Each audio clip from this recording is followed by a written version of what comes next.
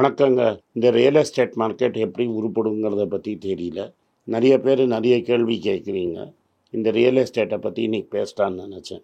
ஜென்ரலாக என்ன சொல்கிறாங்கன்னா, நான் வந்து ப்ராப்பர்ட்டி வாங்கிறதுக்கு அகேன்ஸ்ட்டு, நான் ப்ராப்பர்ட்டி வீடு வாங்காதுன்னு சொல்கிறேன் அப்படின்னு என்ன வில்லன் மாதிரி பில்டர்ஸும் ப்ரொஜெக்ட் பண்ணுறாங்க, சில பேரண்ட்ஸும் ப்ரொஜெக்ட் பண்ணுறாங்க, நிறைய ரியல் எஸ்டேட் ப்ரோக்கர்ஸும் ப்ரொஜெக்ட் பண்ணுறாங்க. நான் வந்து நீங்கள் வீடு வாங்கக்கூடாது அப்படிங்கிறதெல்லாம் நான் சொல்லலை. நான் சொல்கிறது என்ன அப்படிங்கிறத தெளிவாக நீங்கள் புரிஞ்சுக்கணும். ஃபஸ்ட்டு கடன் வாங்கி வீடு வாங்காதீங்க அப்படின்னு நான் சொல்கிறேன்.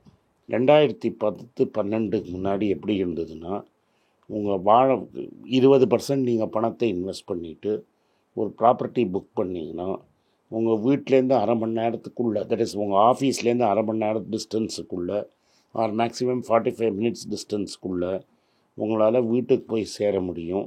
அண்ட் இப்போ நீங்கள் கொடுக்குற வாடகைக்கு பதிலாக ஒரு வீடு வாங்க முடியும். ஸோ இந்த வீடு இன்வெஸ்ட்மெண்ட் கிடையாது.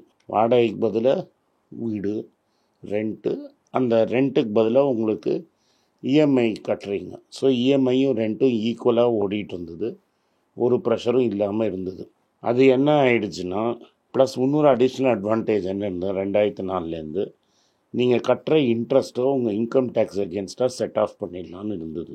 ஸோ என்ன ஆகிடும்னா, உங்களுக்கு இன்ட்ரெஸ்ட்டும் பெனிஃபிட்டு, இதுவும் பெனிஃபிட்டு, எது இன்ட்ரெஸ்ட்டும் பெனிஃபிட்டு, வீடும் உங்களுக்கு கிடைக்கும். அண்டு நீங்கள் இருக்கிற வீட்டு ஏரியாக்குள்ளேயே இருந்தது. இதனால் என்ன ஆச்சுன்னா, இந்தியாவில் இருக்கிற எல்லா மெட்ரோ சிட்டிலையும் எதெல்லாம் ஐடி இது மாதிரி லிபரலைசேஷனில் எதெல்லாம் பாப்புலரைஸ் ஆகிடுச்சோ, வீடு விலை பயங்கரமாக ஏறிடுச்சு. என் ரேட்டு ஒன் ரேட் இல்லாமல் ஏறிடுச்சு. இது மாதிரி ரேட்டு ஏறினதுனால இந்த ஃபார்முலா வயபிள் இல்லாமல் ஆயிடுச்சு. தட் இஸ், இப்போ வாடகைங்கிறது மெட்ராஸ் சிட்டிக்குள்ளேயே ஒரு 2 பெட்ரூம் ஹவுஸ்னால் ரொம்ப சாய்ஸஸ், நீங்கள் இது மாதிரி விட்டுருங்க, பெரிய லொக்கேஷன்லாம் விட்டுருங்க. இது போய்ஸ் கார்டன், போட் கிளப்பு, ஆழ்வார்பேட்டில் சில ஏரியா, அது மாதிரி ஸ்பெஷலைஸ்டு ஏரியாலாம் விட்டுட்டு நார்மல் ஏரியாஸில் அடையார், மயிலாப்பூர், இது மாதிரி சவுத் மெட்ராஸில் இருக்கிற அண்ணா நகர், இது மாதிரி ஏரியாவில் பார்த்திங்கன்னா 30,000 to 40,000 உங்களுக்கு நல்ல வீடு வித் லிஃப்ட்டு கிடச்சிடும் வாடகைக்கு.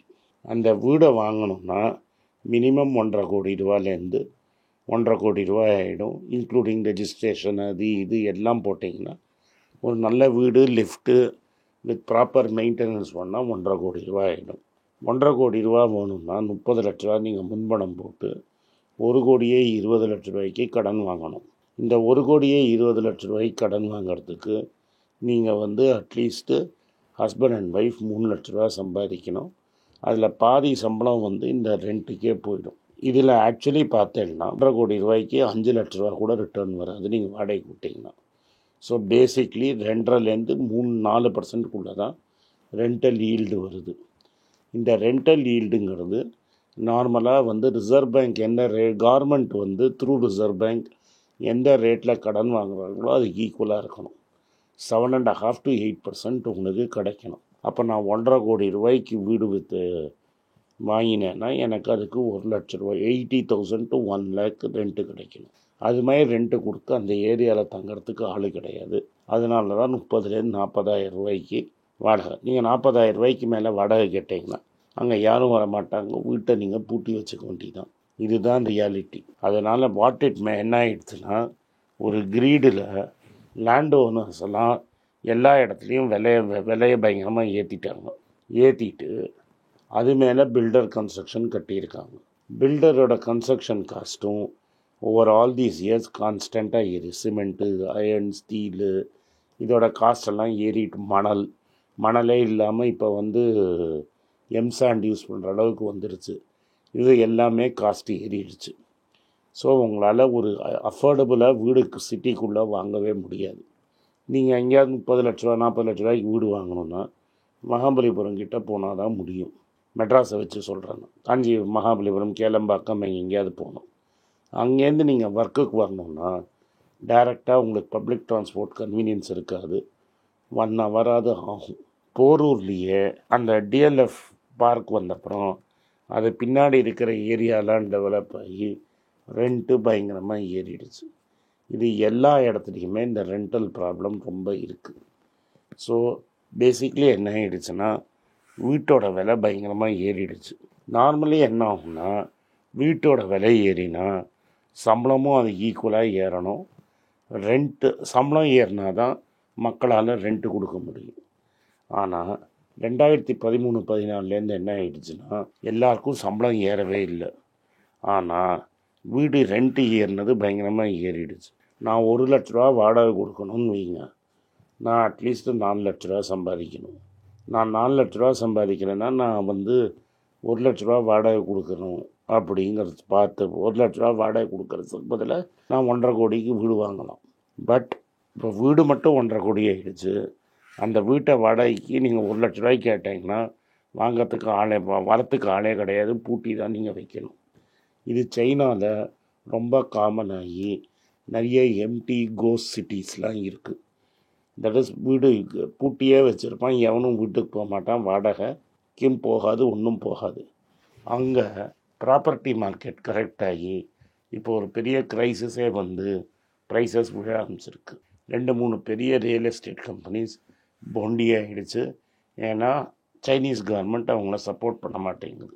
இந்தியாவில் பேங்க் தான் biggest owner of real estate. நீங்கள் என்ன நினைக்கிறீங்கன்னா ஒரு 20 வருஷம் கடன் வாங்கி ஒரு வீட்டை நான் வாங்கிட்டேன்னா நான் தான் ஓனர்னு.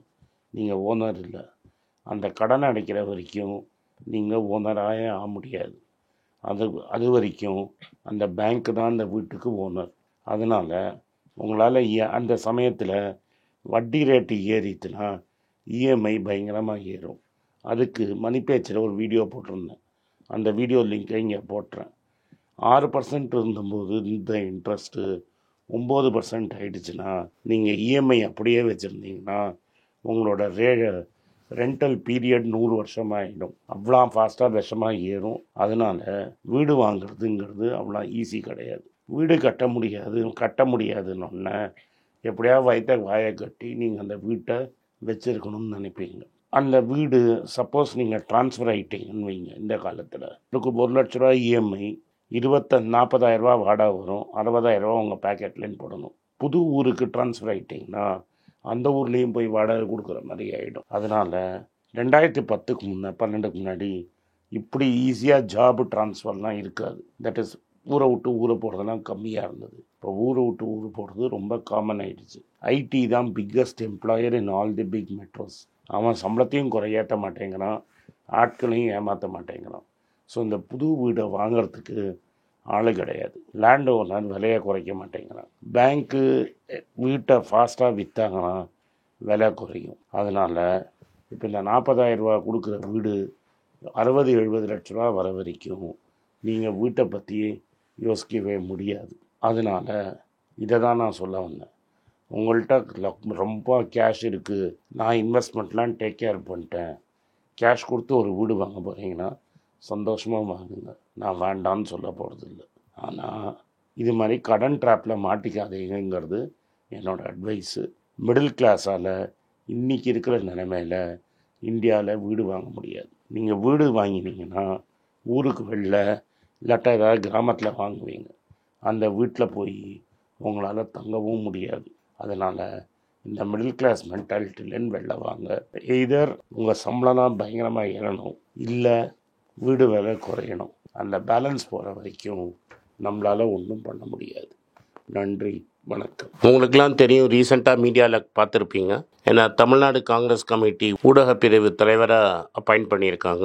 ஸோ பொலிட்டிக்கலாக என்னோட வியூஸ் என்ன அப்படின்னு நீங்கள் ட்விட்டரில் ஃபாலோ பண்ணணும்னு நினச்சிங்க, @AnandS1967 என்னை ஃபாலோ பண்ணுங்கள். என்னோட original ID, Twitter ID for politics அதுதான்.